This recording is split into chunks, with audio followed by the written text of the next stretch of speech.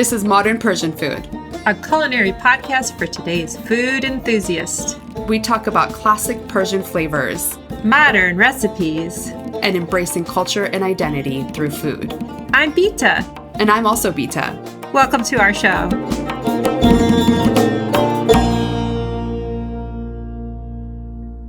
Hello, salam, salam. Welcome back to the Modern Persian Food Podcast. Today, we're diving into a drink that sparks lots of debate at Persian tables. I'm talking about Doogh. This salty, tangy, fermented yogurt drink is a love it or leave it kind of beverage. Some people can't get enough of its refreshing kick, while others think it's just a little too strange. The Persian yogurt soda, Doogh.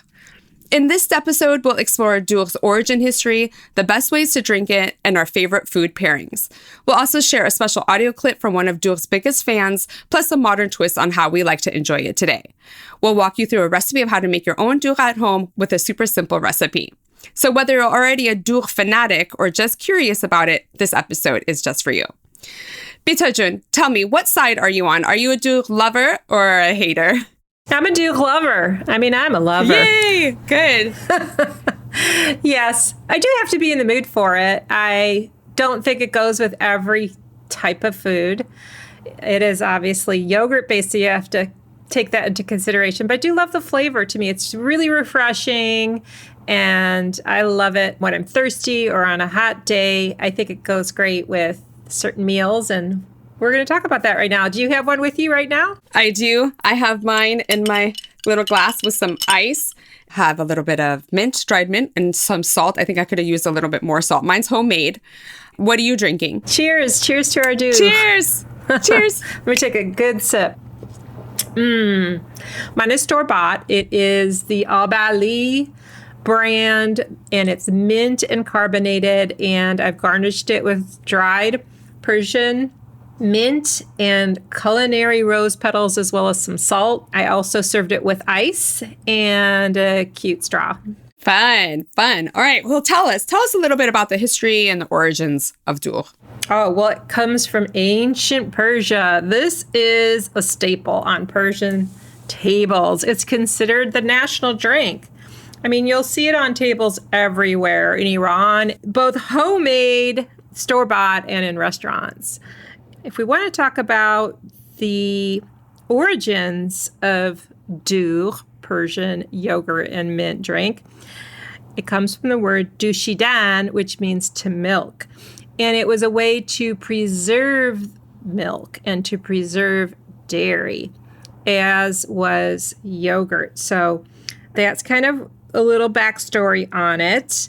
It just feels like it's like such a special part of the Persian table. You know, you mentioned like in a restaurant or in the home. It's a way of kind of showing hospitality and welcoming people with a big pitcher of Dough, a great complement to food. So let's talk about how to drink it and some of like the pairings that we like to pair the Dough with. First of all, when you want to open up a bottle of Dough, you have to be careful because many versions of it are carbonated. So Bita, tell us about what the best tips are to opening a bottle of Dough. Oh, sure. So we do actually keep it stocked because my husband loves it so much. It's like one of his go-to drinks. It's like having the sparkling water. We just have Dough all the time on tap, practically. We buy the little 4-pack bottles. They're like little mini bottles. And how we enjoy it is we will sort of lightly shake it, because what happens is the drink tends to get separated. The yogurt part or whey sort of goes to the bottom of the bottle, whereas the liquid part is at the top because the yogurt part's heavier.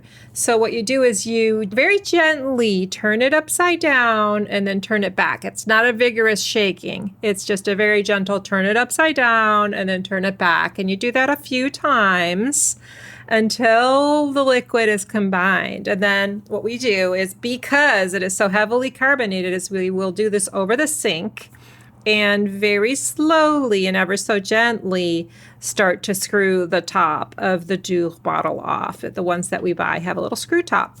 And that's how you do it. It'll just kind of fizz, and every once in a while, if you've been anxious and shook it a little too hard, it might kind of come out a little bit, but you're over the sink, so it's fine. But typically, if you just kind of open it very, very slowly, kind of open and close it, it'll be no problem at all. Great. Okay. Yeah. I can imagine that you could get a little bit messy with that if you're not super careful. So thank you for sharing those tips. Doogh, traditionally served over ice, traditionally served cold. It has a real balance of something we call garmi and sardi, the balance of the heat and the coolness that lives within us. We actually deep dive into that topic with Candace Walker in episode 107, Demystifying Hot and Cold Foods.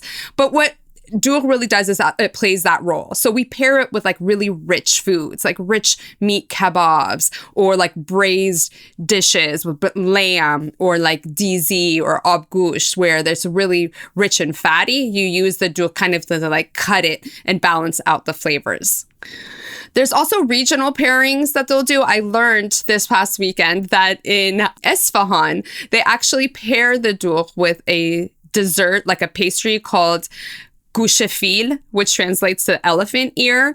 And it's this kind of roundish pastry that's folded over on itself and garnished with pistachio and powdered sugar. And that they have that as like a pairing that they sell like at the corners of some places in Isfahan. So it's like a very special treat as well. Isn't that interesting? I know my mom loves those pastries. She loves all shirini, but I wouldn't have thought to have it with Doogh. My automatic thought would be to have that with tea, but that's cool in Isfahan. Yeah, good old Isfahan. Towards the end of the episode, so be sure to listen to the end. We've got a couple of fun clips. One of them is when I walked over a couple of samples to my sweet neighbors who are fighting chest colds. And I thought, what better thing to gift them than a nice, tall, ice cold glass of Doogh, which has so many medicinal benefits. It's a probiotic because of the yogurt and yogurt byproducts in it. And it helps cool you down on a hot day. The salt can be good if you're having any issues with your sodium levels, which I know one of them are. One of my friends is having an issue with his sodium levels. So I actually added a little extra salt in there. And the Doogh can help with sort of tummy issues and digestion problems and overall gut health. So it's a really super power drink that shouldn't be looked over. I love it for its health benefits. I've also heard that sometimes it's nice to have a glass of Doogh at night to maybe relax you or get you ready to go to bed. That feels like a cozy way to do that as well. Oh, like instead of a Persian warm glass of milk, you just have like a Persian cool Doogh before bed. Yeah, it sounds good. Anytime, anyway. Exactly. So Doogh traditionally is naturally carbonated. It's made by fermenting a mixture of yogurt with milk and water and salt. And if you wanted to make the real traditional recipe, it involves heating and cooling the water and milk and adding yogurt like a starter along with the salt and letting it sit in like a dark place for like 3 days to ferment and making sure that you release the carbonation every day so that the container doesn't explode. That might be a little bit hard for me in my home to make an authentic recipe like that. A simple way to make Doogh, and actually a lot of people make their Doogh like this, is just taking plain yogurt and adding water to it. You can decide if you want to have carbonated water or if you want to have just flat water, salt, dried mint, and you just mix it all together. And you can really customize if you want a thicker Doogh, you could use more yogurt and less water. And if you want it extra minty or not, you can just really kind of play around with different versions and see what you like best. And if you want, like you mentioned, you can elevate it with the culinary rose or even rose water to make it even extra special. Right. And carbonated or uncarbonate water. Yeah, exactly.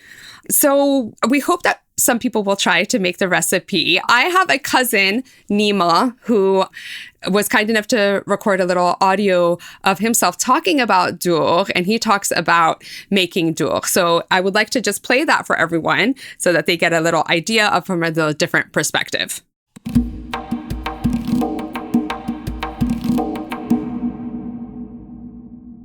Doogh is a traditional Iranian drink. It is often made from water, fermented yogurt, salt, black pepper, and other herbs like mint and my favorite other herb that sometimes is added, dill. While Doogh is usually consumed as a drink, a lot of times people mix it with bread and have it as a light meal in the afternoon. After black tea, Doogh is my most favorite drink. not only because I love the flavor of sour yogurt mixed with those herbs, but also because it brings back for me memories of my childhood when me and my sister used to make it and drink it with a lot of ice in the scorching summers of my hometown. The same way that in the US kids make lemonade in the summer.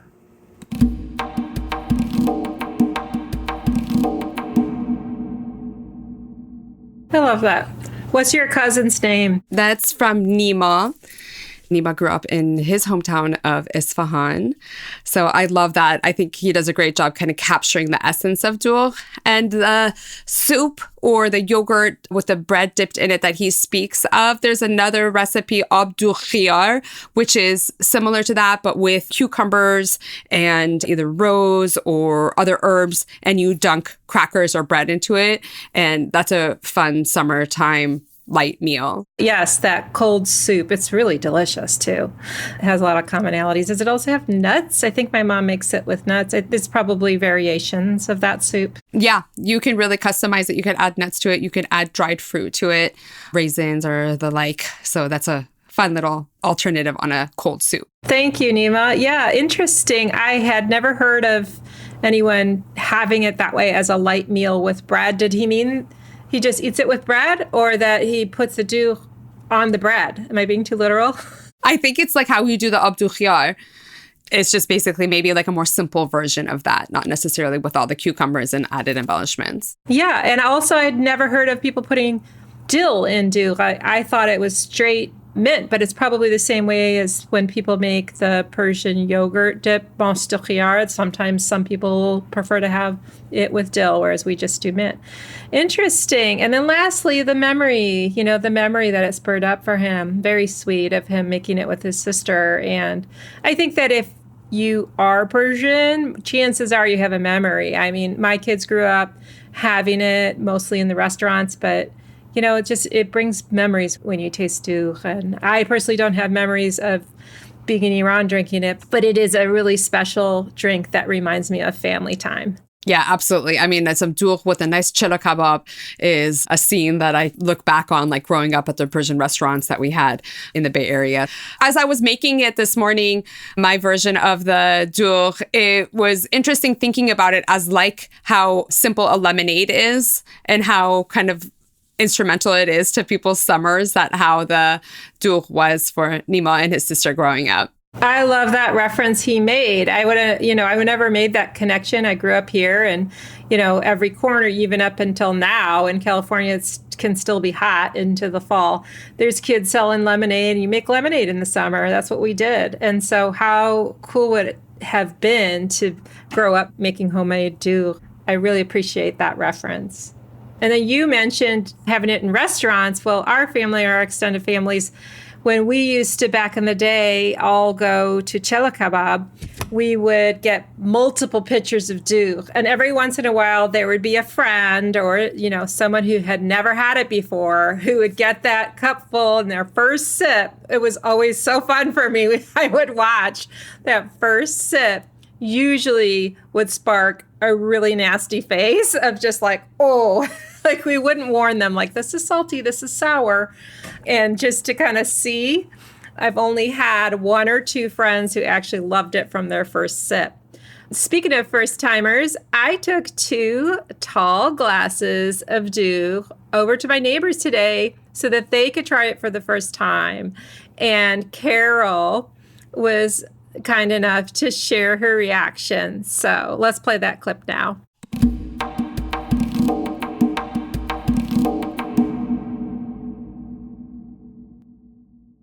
Okay, I'm here now with my neighbor and dear friend, Carol, and she's going to try Doogh, Persian yogurt and mint drink for the very first time. So what's it look like? Well, it's beautiful.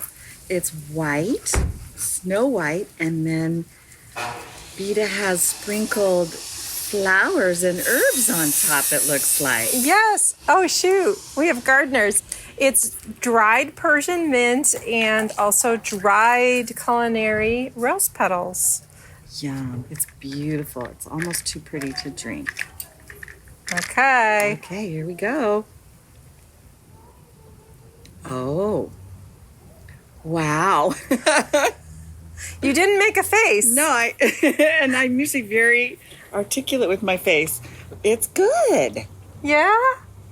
Yeah, it's got a little bit of a fizzy kick. It is a little salty. I love the mint. Yay. Well, it sounds like you kind of like it. Not bad. Cool. Well, it's also super good for you, and you're fighting a little cold of some sort, right? Yes, a cough kind of thing. So, yeah. Maybe this will help. It does seem like it's very healthy. So, yeah, I'll drink the whole thing. Yay. Thanks, Carol. Thank you. All right. I hope you feel better.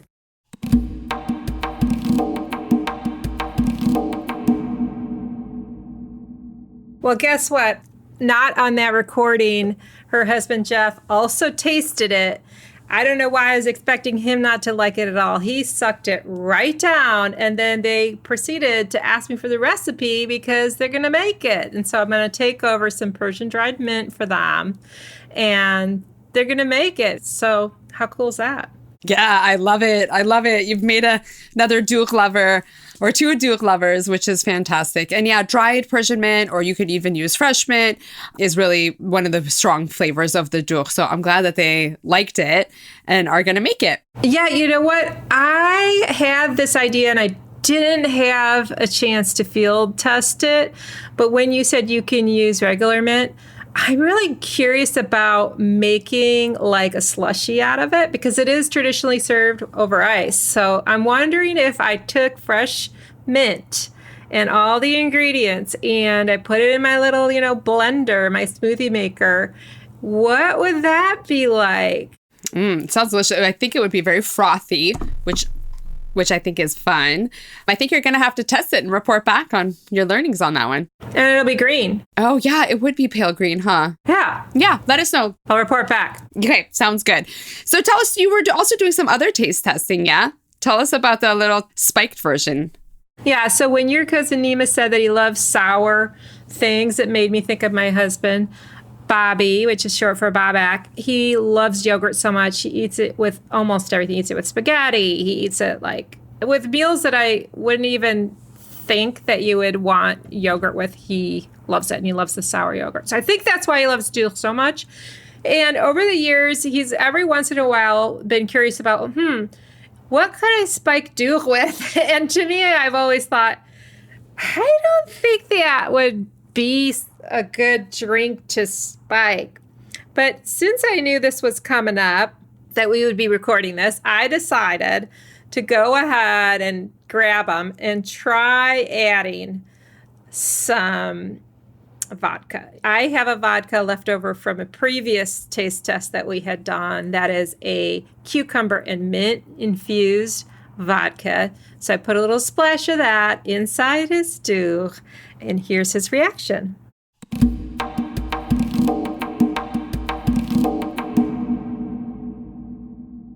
Okay, ice. Got Albali yogurt soda mint flavor, and a splash of Kettle One botanical cucumber and mint vodka. Thank you. I'm ready. Come here, Bobak June. Are you a fan of Doogh? Yes, How do you feel about Doogh? it's delicious. Any memories or thoughts on it? It's great with kebab. It's good. It's filling and good. Feeling? Okay.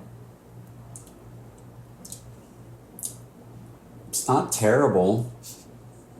Let me taste. It's not bad. I mean, it's not great. Yeah. No, I think Doogh cocktail is gonna. It's okay. It's okay. Actually, it's okay. It's okay. Could be worse. Could be worse.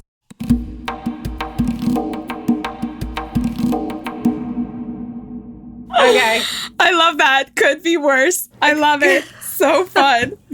Not captured on that is after I push stop recording, he did say, "Oh, it's growing on me. It's growing on me." So, but yeah, No, I think the result was let's keep Doogh what Doogh was supposed to be, and that is pure and healthy at its natural form without spiking it. All right, that works, but that was fun. I'm glad you guys tried that. Thanks for sharing that with all of us. Yeah, I'm glad we tried it. This isn't necessarily a cocktail, but one addition that I was playing around with is you use this as a garnish for cocktails, but are these pitted Amarena cherries that I have that are in syrup. So it's like a cherry that you put into like a cocktail. Amarena cherries. They're basically like sour cherries and they're soaked in syrup. And that has been really fun to put into it. It's kind of like a little bit of sweet taste into it. And I kind of enjoyed that. It was like a fun little variation as I was trying to mess and mix new flavors together. Super creative, Beta June. Yeah. And tell us about the little fun snack that you've been eating. So during our planning meeting for this topic and also today, I wanted to also have a little snack to go along with my Doogh. Doogh is good even solo, though, I have to say. It's good. Yeah. You don't even need a snack with it. But I've been having it with popcorn and kale chips. I think it tastes good with a salty, crunchy snack. So I've got some spicy kale chips from Erewhon left over from when my daughter was visiting, and she just had to go to Erewhon in LA, and then some popcorn, and it actually tastes really good together. It's almost like how you would have something salty with like a ranch dip or something, that's what reminds me of. Cool you down. Oh, wow. Hey, that's a great idea. That sounds fun. Yeah. And delicious. I'll definitely have to try that too. So Doogh. This is like an iconic Persian drink. We love having this. It's growing on me a little bit more. Growing up, I wasn't as big of a fan just because I think it was the carbonation maybe.